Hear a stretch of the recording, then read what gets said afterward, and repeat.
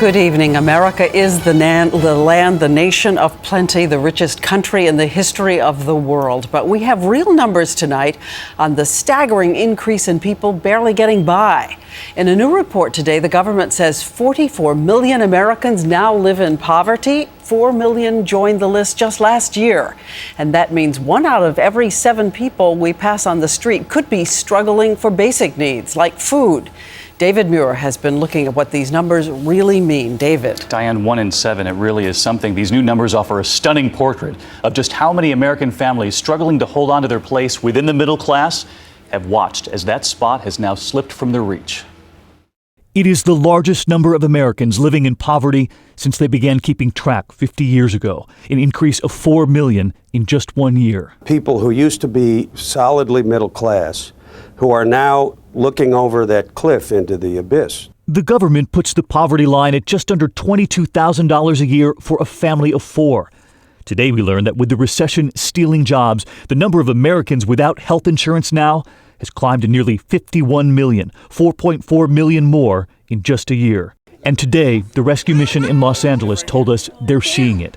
Tents set up for families in the back of their chapel. This is one of those tents, and inside one of these, up to 4 people in one family will sleep here at night. The number of tents has multiplied from a half dozen a year ago to nearly 60 today.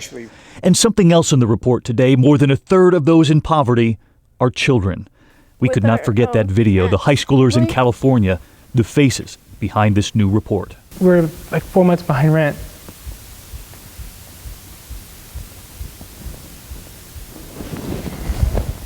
And just, I don't have my brothers. They might be homeless pretty soon. We have followed Chris Schultz since that video. His father was out of work, his mother a teacher's assistant, barely making the rent.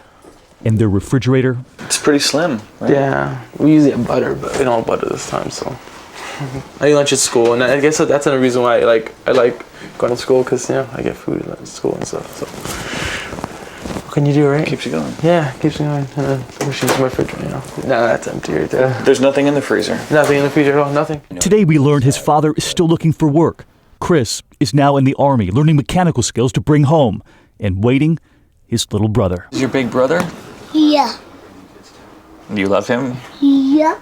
After a storm, the sun comes out, The sun comes out. Yeah, the sun always comes out, no matter what. Such an inspiration to us as we followed him this last year. And Diane, the experts I talked with today said had unemployment benefits not been extended last year when they were putting these numbers together, we'd have to tack on another 3 million Americans to this number. And the food banks, of course, are putting out pleas for help as well. But David, we want to bring in Mellody Hobson now, ABC News financial contributor, president of Ariel Investments in Chicago. Because Mellody, as you look at the report, what's the number that is the most telling for you?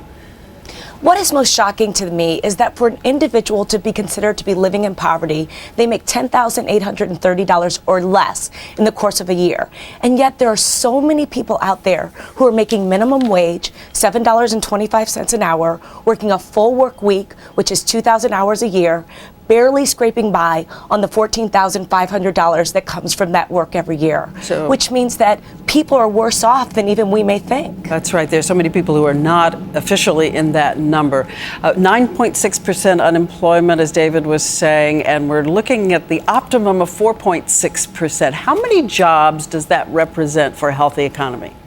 With 15 million people unemployed, we need to add about 5 million jobs to get to 6% unemployment. And are you seeing anything out there that seems alive, that gives you hope? I think the story is innovation. It's not any one industry, it's innovation. Let's look at an obvious place, technology. Apple in the last 5 years has added 24,000 jobs to their company. Along the way, they've invented the iPad, the iPhone, the App Store. Lots and lots of innovation created lots and lots of jobs.